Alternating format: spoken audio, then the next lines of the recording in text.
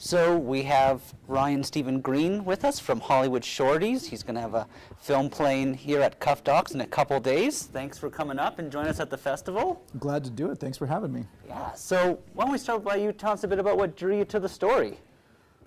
Hollywood Shorties is a story that I've known about for a long, long time.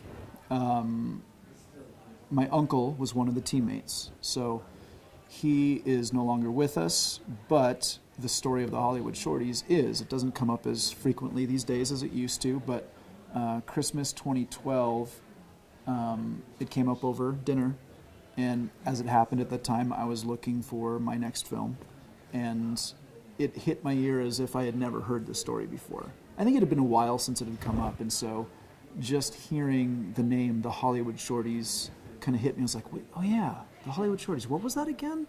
What's the story there? So my Uncle Scott, who is a promoter for the team, and whose house we were celebrating Christmas dinner, pulls out old photographs and starts going over the whole story once again. And I mean, I'm looking at these photos just going, this is unbelievable. Nobody has stories like this. And so just started asking questions. What else is there? What else can you tell me? Started trying to find whatever I could online. I mean, there was literally nothing online, nothing on the Hollywood Shorties. And that was kind of the biggest clue to me, like, wow, like something needs to be done, because a number of the team members have passed on, including my uncle. I had heard that the manager of the team, George Rosito, was, in poor health, and I was just like, if we're going to do this, we got to start. And so just phone calls started, and it kind of developed momentum very quickly after that. So Yeah, so it's almost like it was a story you were aware of, but kind of unraveled it the same way an audience does, right? Like it really, Totally.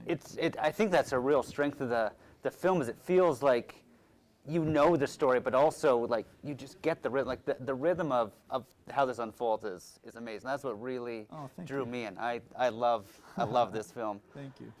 Turns out my knowledge of the team was very cursory, and really was just summed up in the kind of the key image that you see kind of all over our social media, and a lot of the festivals will post it. It's the image of the Laker girls and Kareem Abdul-Jabbar and everything.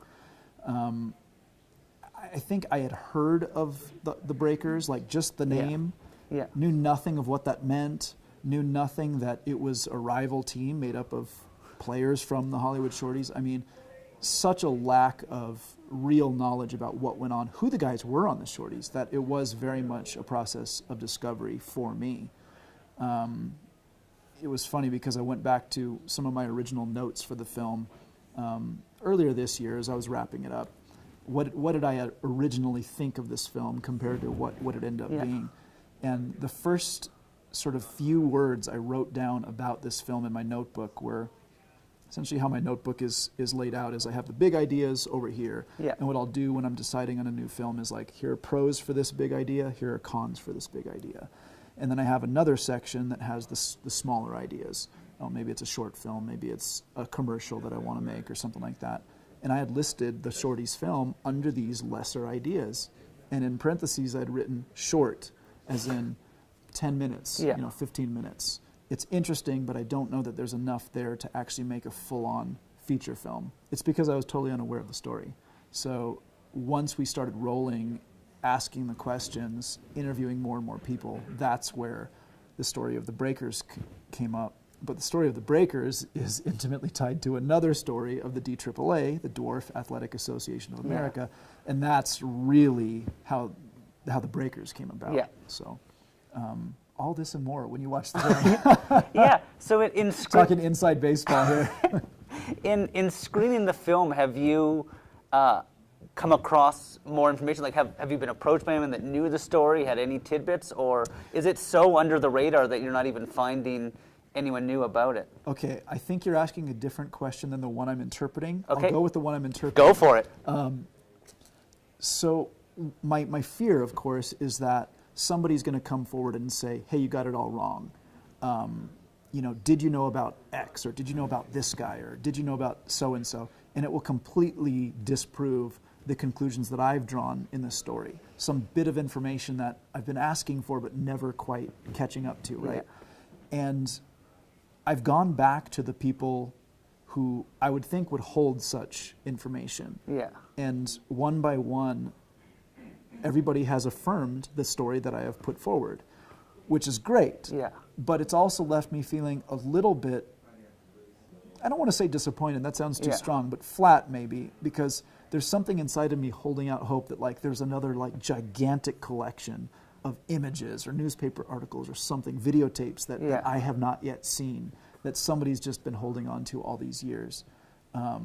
In particular, there's one game that I present in the documentary, Yeah. but I don't have the actual videotape from the year that game took place. If you'll recall, it's the Motor City Micronauts versus the Breakers, the first yeah. time they meet, the first time the Breakers show up at the DAAA games. Yeah. And the footage that I have is actually from the following year. The same two Okay, teams yeah. played each other Yeah. in the championship, but I don't have the championship footage from the first year. I have photos, Yeah. but not the video. And Yeah. that's always driven me crazy because I know that the videotape exists. And that was Yeah. one of the ones where it's like, somebody out there has it, and I can't find it. I Yeah. spent a year and a half looking for that tape.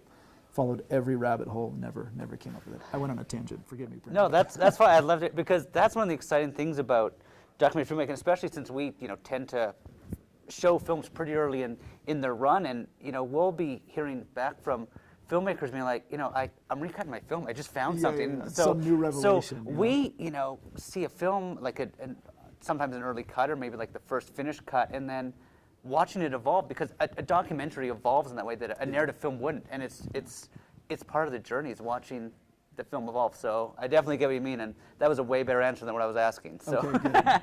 I mean, a different Yeah. challenge too Yeah. on a film that happened in the past, Yeah. where everything's already been shot Yeah. and everything exists. So you're Yeah. completely dependent on those that came before you for the source material that you're using.